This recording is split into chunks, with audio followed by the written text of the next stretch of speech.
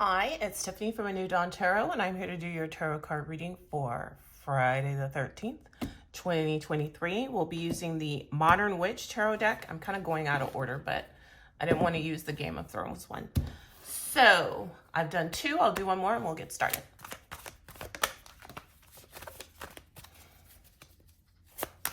Please give a collective guidance for Friday the 13th, 2023. Please tell the collective what we need to know about the day on Friday, starting with the past, the overall energy for the day on Friday, the hidden influences, the advice to be successful on October, Friday the 13th, and the outcome.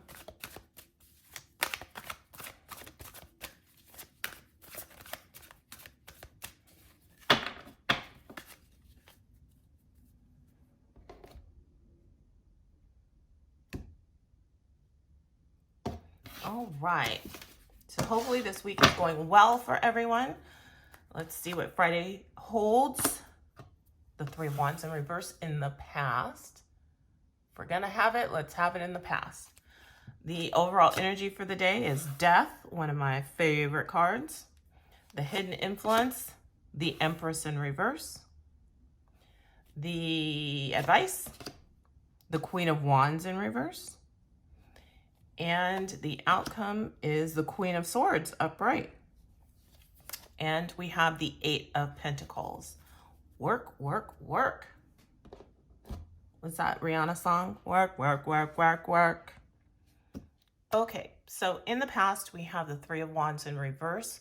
This is receiving a negative response after a period of waiting or planning, a negative communication, a breakdown in technology,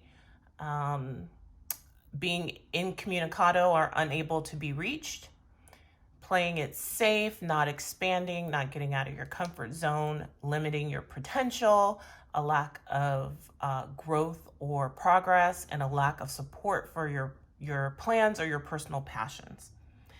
The overall energy for the day is the Death card, which is a fabulous card.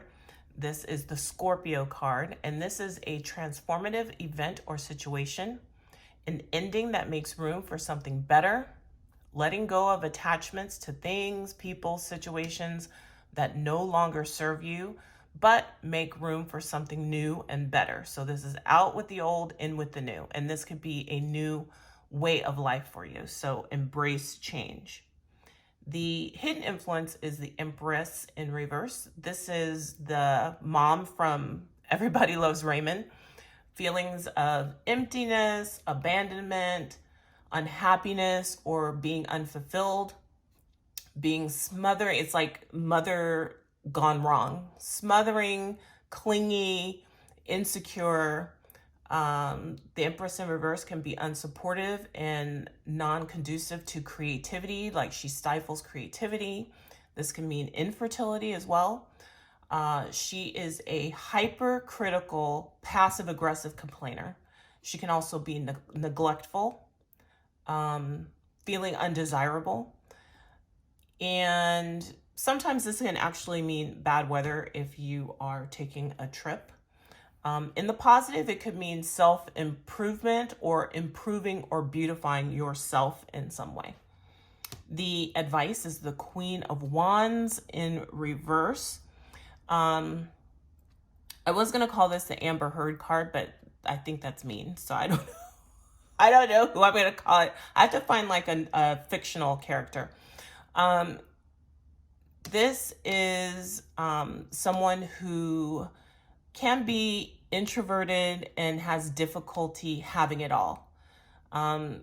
She can be in charge and in control in a negative sense, like a queen bee, like the girl from Regina George from Mean Girls. She is temperamental and chaotic. In the positive, she could just be behind the scenes pulling the strings because she doesn't want to be in the spotlight.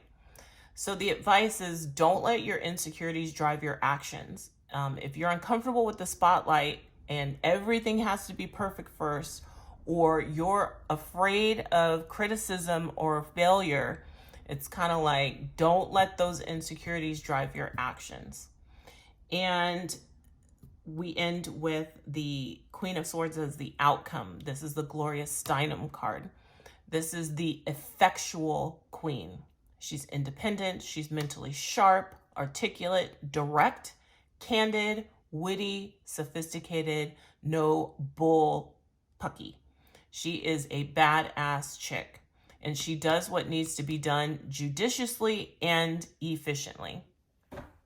And then on the bottom, we had the Eight of Pentacles. This is working on details, toiling away, focused and efficient, productive, getting results. And this could be a new job, role at work, or new business. So, and I think all of these have to do with like work or business. It could even be a hobby, like work that you do for free because you enjoy it. Working at a church. A lot of people, you know, do community service or work at a church for free. So scenario 1, if you were or have been incommunicado for whatever reason, it could be, you know, you decided to live in a cave and be a hermit, or, you know, you've been on vacation, or you have technological issues for whatever reason, today there's a transformative event. And you may feel that you've been a little neglective, but or neglectful, but the advice is to refrain from being introverted and being behind the scenes. Don't let your insecurities drive your actions. So whether you end up successfully dealing with the Queen of Swords or you embody the qualities of the Queen of Swords, she is the effectual queen. So sharp, articulate, direct, no nonsense. But don't be insecure. Scenario 2, if you received a negative response in the past, maybe this was work related or some other collaboration, today again marks a transformative event or situation. Now, whether you felt criticized or unsupported, don't be afraid of the spotlight because you're afraid of being criticized or failing. Transform yourself into the Queen of Swords, because she does not give a flying fig. Scenario 3, if you've been playing it safe and limiting your potential, and you're doing it to yourself, no one's doing it to you, there's an ending that makes room for something better. So maybe you've been feeling unfulfilled or empty or unhappy. So again, don't let your insecurities drive your actions, and never let them see you sweat.